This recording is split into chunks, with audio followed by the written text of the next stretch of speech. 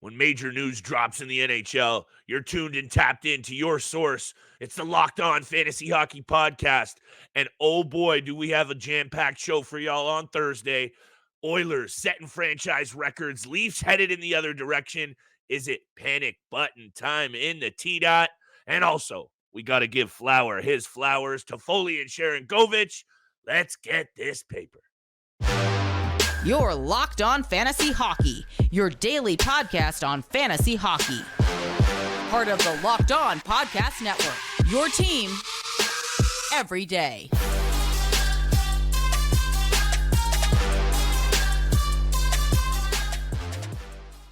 You heard the music, and you know what time it is. It's time for the Locked On Fantasy Hockey Podcast.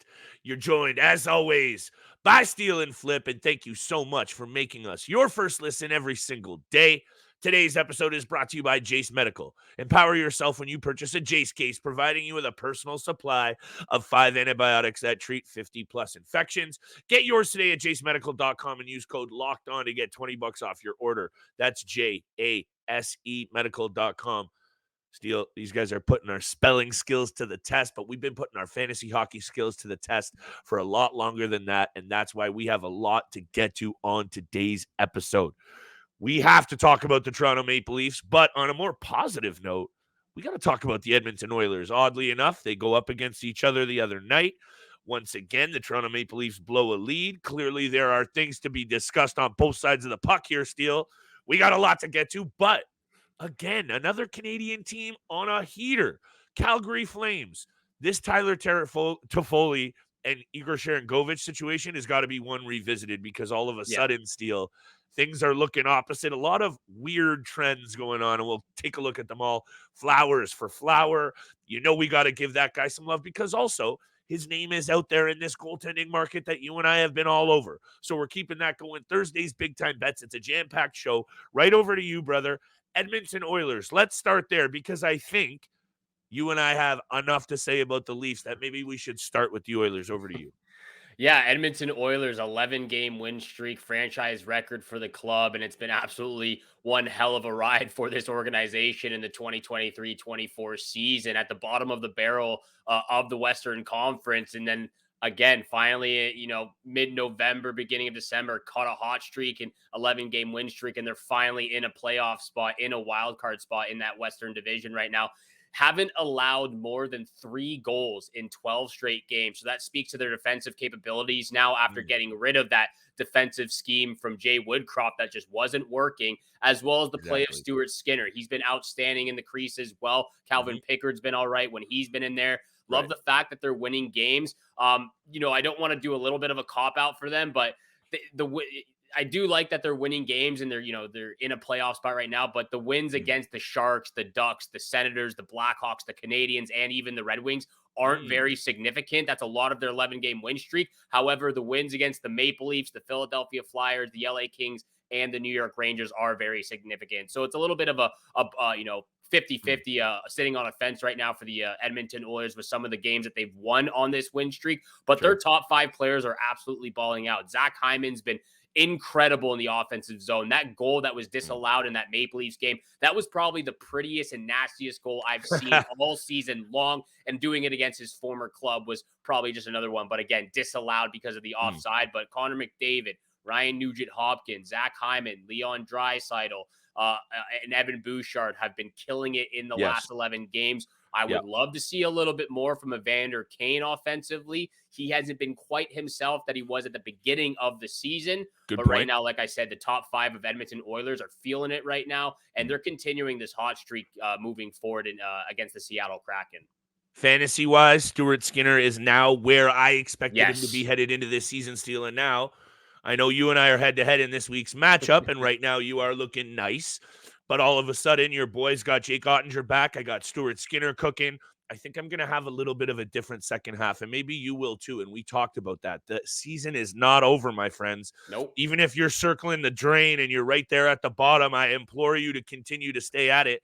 That's something I've been slacking in the macking on, and I'm not going to do that anymore. So you're in trouble, Steele. That's number one. Number 2, you mentioned Evander Kane, his fantasy value. A lot of people out there asking questions about Evander Kane. To me, he is one of those right now. Yeah, I get it. You want get rid of him because I understand he's been disappointing. I can't help but feel that maybe he's that guy that goes on some kind of heater in the second half. I'm hoping But so. if he isn't on one now when the team is cooking, what's he going to do when they start to fade? Anyway, just some very quick shout-outs. Mark Spector, bureau chief out west, Sportsnet, covers the Oilers all the time, made a really good point on TV the other day. They're winning games in a whole different fashion. Last year, relying on the power play, outscoring teams 6-7-1. Couple of thoughts. They have only scored one 5-on-5. Sorry, they've only scored one regulation power play goal in the last 5, not relying on the power play. Connor McDavid, only a single point in 9 straight games. It's not a crazy multi-point performance for McDavid getting it done, and they are not scoring 4, 5, 6, 7 goals. These are 2-1, 3-2, 4-2 with an empty netter type games. So to me, this is really what to look at for this Edmonton Oilers team, who I think are really starting to look like the team we thought they were, a Stanley Cup threat. Yeah, at this point they are, and even a couple of guys in their bottom 6, Ryan McLeod as well as Warren Fogle have been absolutely killing it. Maybe not getting Derek Ryan as well. Those 3 guys have been killing it in the bottom 6 for this group. Warren Fogle gets into the top 6 a few times as well. So just got to give a little bit of a shout out to those guys who are stepping up for the Edmonton Oilers. Great play overall, all around from this Oilers squad right now. However, it's not the same type of story recently for the Toronto Maple Leafs on a 4-game losing streak, 4 straight losses. And this is where it gets bad. You know, there's a lot of conversation about why they can't hold on to leads. They cannot hold on to leads. And I'm just going to go down the list of their last 4 games. They were up 3-1 against the Islanders, lost 4-3 in overtime, up 3-0 against the Avalanche, lost 5-3, up 2-0 against the Red Wings, lost 4-2, and then up 2-0 against the Oilers and lost 4-2 once again. So clearly getting early leads, but aren't able to hold on to it and close out these games. At the beginning of the episode, you said they're playing horribly. There's a few games where they have played bad. Last night's game, or the day 2 days ago against the Edmonton Oilers, I thought that was one of the best games they've played in a while, even though they lost. There's the big question, though. What's going on with the Leafs? Is it time to move on from Sheldon Keefe? What are your thoughts about this debate right now, and what's Keefe's future with the organization? So here's my thing, Steele, and I really have to scratch my head and take a deep breath here because it's not just a simple thing. And I'm never, you know me. It's not. I am never one of those guys to just lash out on a coach. Yeah. I know some other Ontario fan bases might like to do that, perhaps. I'm not going to say who, just throwing that out there. Anyway, I'm kidding. But I don't think it's Sheldon Keefe's fault fully. My problem here is something needs to drastically change. Yes. And I don't mean like trade Matthews. I'm not getting crazy here. I'm just saying that the energy right now in terms of the sloppy defensive play. Yes. And again, not Martin Jones's fault. He shouldn't be in there. He's a 3rd string emergency Band-Aid. They're not getting big saves. And I'm not blaming Martin Jones. Played but good, though. He's played good, but I'm talking about when the defense is this weak. You need a goaltender to really steal some games, a la what Joseph Woll was doing right before he got hurt. Remember that game against Tampa? He came in, he just held it down. That's the kind of goaltending that this defense, which has been in shambles aside from Morgan Riley, and this is going to be my second take in a second. But I think that Sheldon Keefe might not have what it takes to turn it around. And that's not on him. It's on how far gone maybe this blue line is. And again, that's not his fault. Number 2, what is TJ Brody doing out there? Oh, my goodness. Thank you for saying that. He is getting me going, and I hope you can hear my voice going again. That's number 2. And number 3, up front, I understand Matthews is cooking, but I need more out of Johnny T. I need a lot more out of the Max Domis of the world who have gone ghost. And I just need more out of Willie and Mitch. It's just got to happen when your team is going to invest in you like they have, Steele. The blue line is what it is, and the goaltending clearly questionable. While Samsonov figures it out, Martin Jones is pretty good, and Woll returns from injury. Those 3 guys have got to take their game to another level.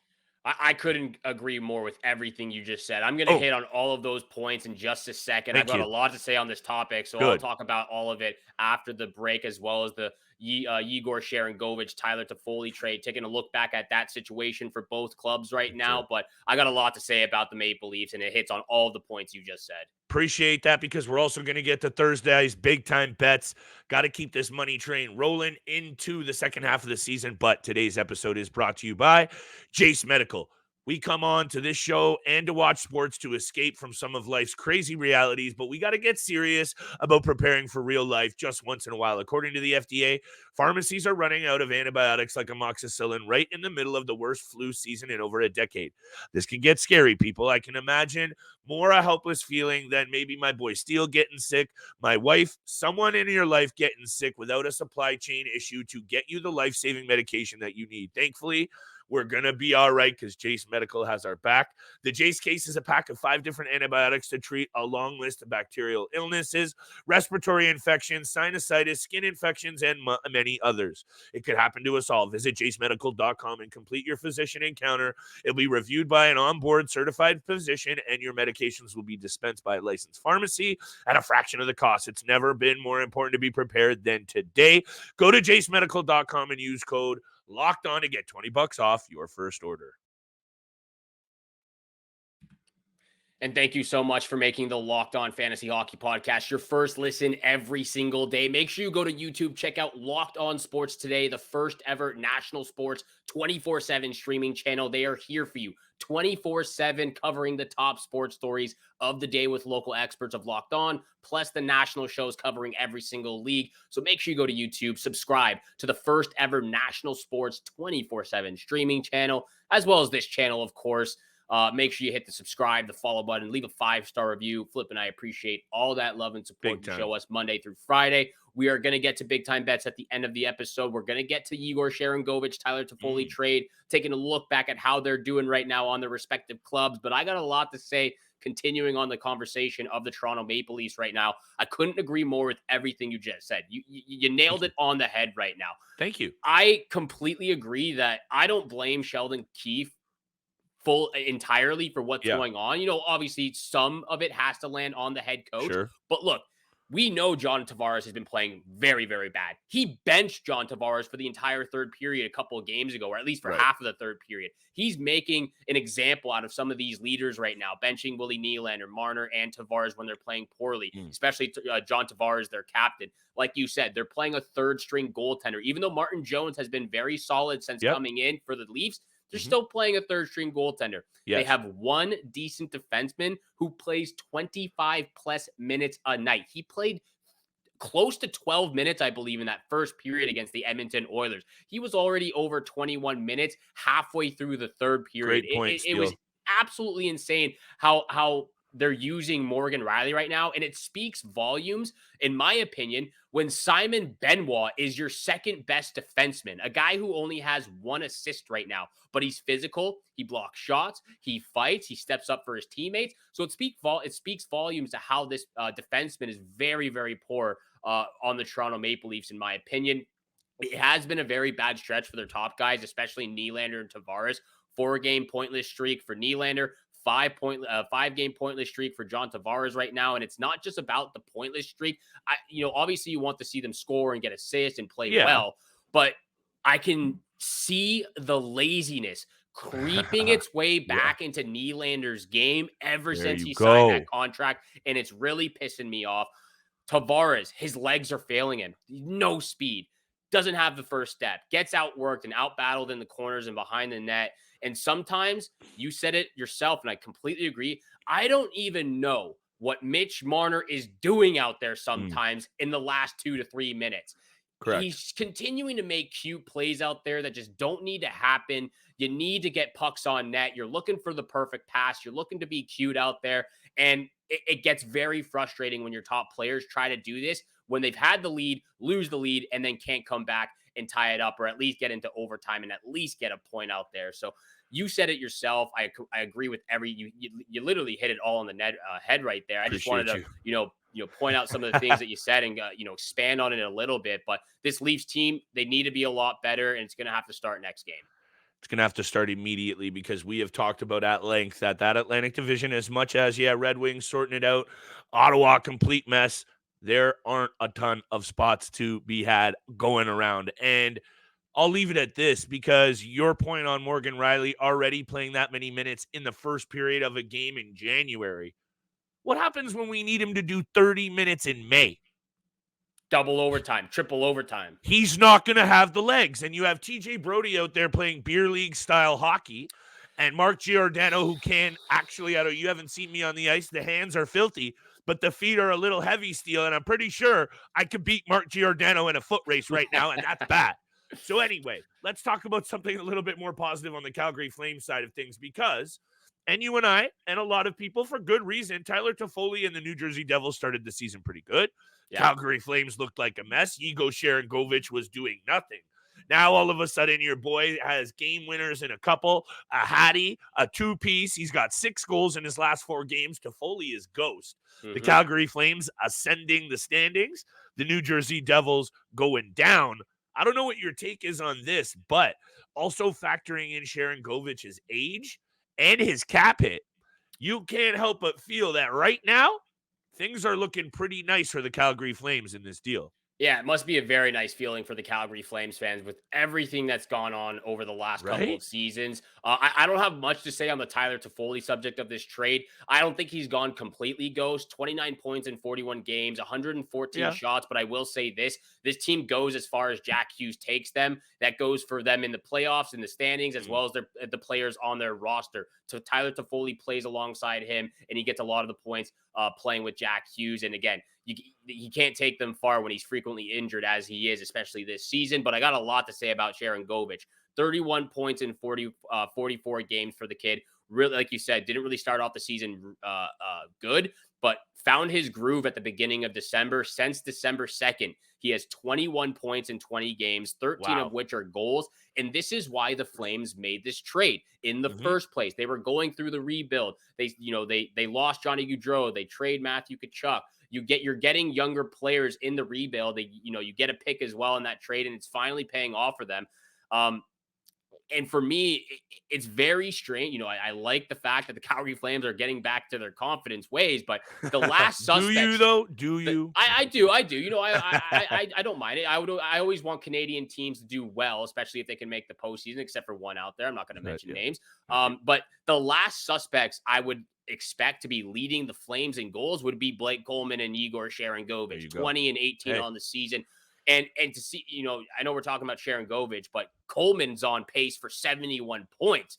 He's never had higher than 38, which was last season. And he's doing it at 32 years old out of nowhere. So Blake Coleman really stepping up for the Calgary Flames right now. They're on a win streak, 4-game win streak, 2 points back of a wild card spot. Both Alberta teams heard the slander. They heard the disrespect at the beginning of the season from the media and the fans. And look at them go right now. They're climbing up the standings. One's in a wild card spot. One's 2 points back. And that goes thanks to both Blake Coleman and Sharangovich of the Flames. Let's see what the East Coast teams do with all the slander coming their way right now. Not looking too good for those East Coast clubs. But Tyler Toffoli, just kind of back up my saying about being a little bit ghost. 4 goals in 20 games. To me, not nearly good enough. But I understand overall on the season, he started pretty good. So there is still value there. There is still half a season to go as well. A little bit more of an episode to go, Steele. I think we should talk about Flower very quickly right after the break. Big time bets coming your way. You know we got to show some love to one of the best goaltenders to ever do it.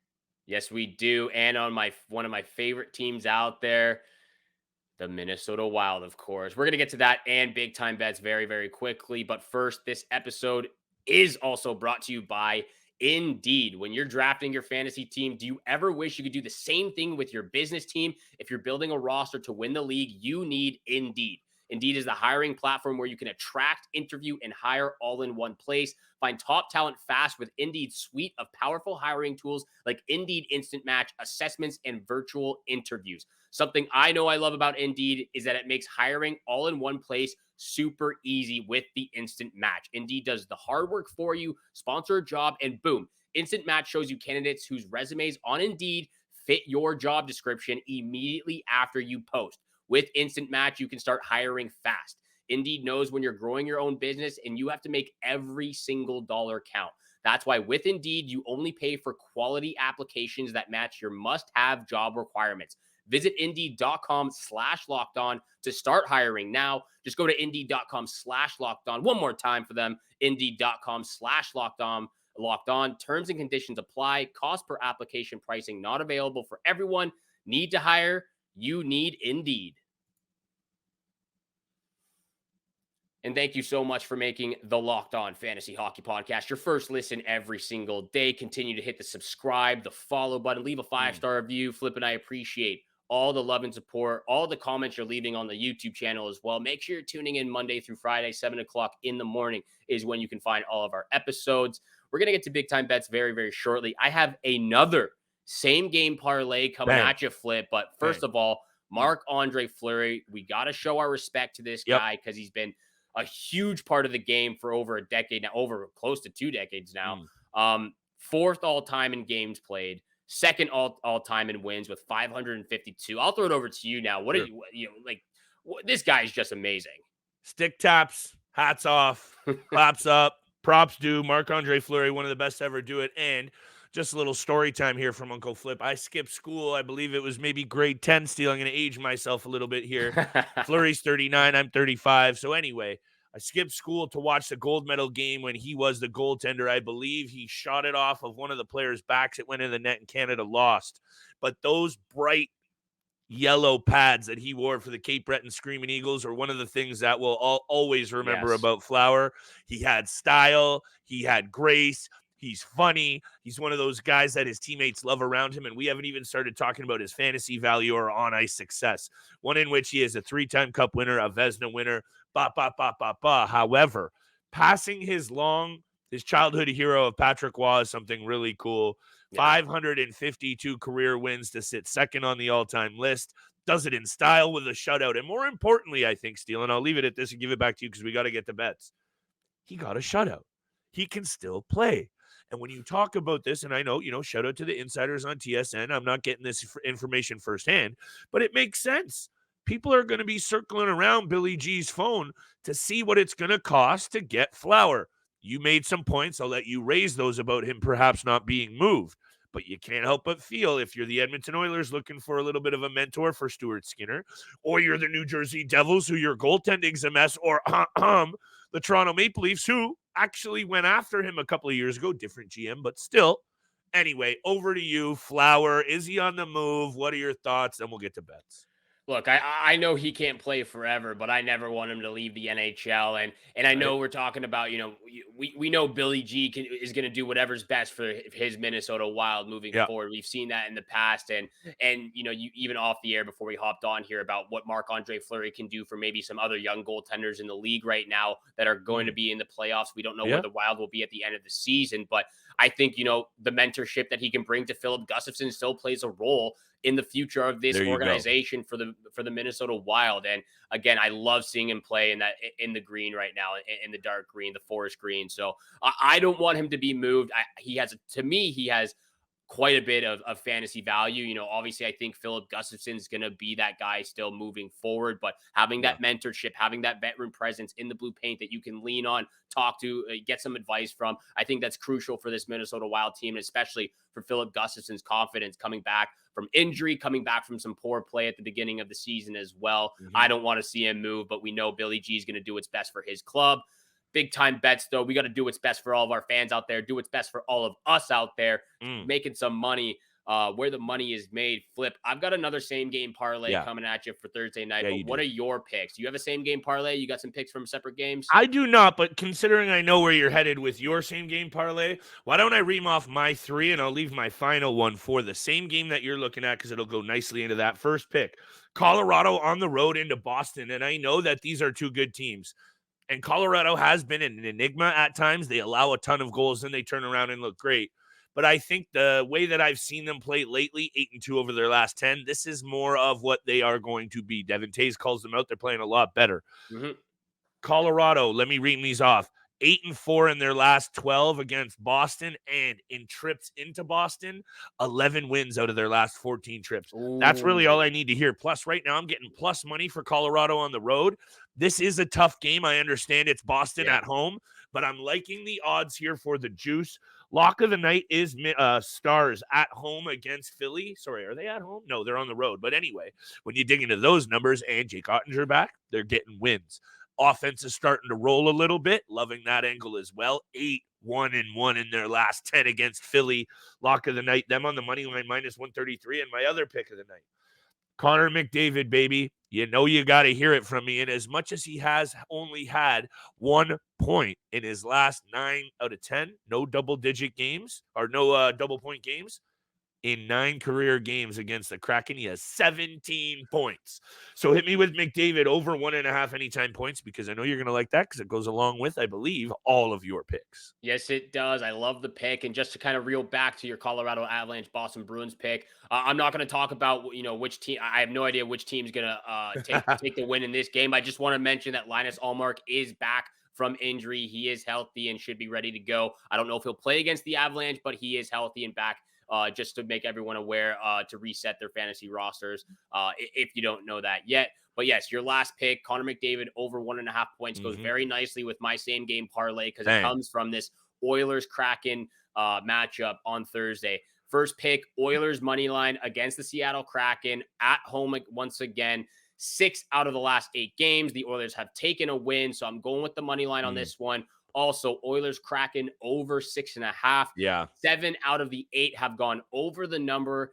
Again, I think, again, going with the money line pick, I think the Oilers are going to win, and I think they're going to win big. And again, the last 12 games, they've kept the goals allowed under 3 or under. So really like the over in 6.5 in this matchup as well. I'm also going to go with the McDavid anytime goal in this matchup. Hopefully he gets a goal and an assist to hit for both of us out here, but that's the same game parlay for me.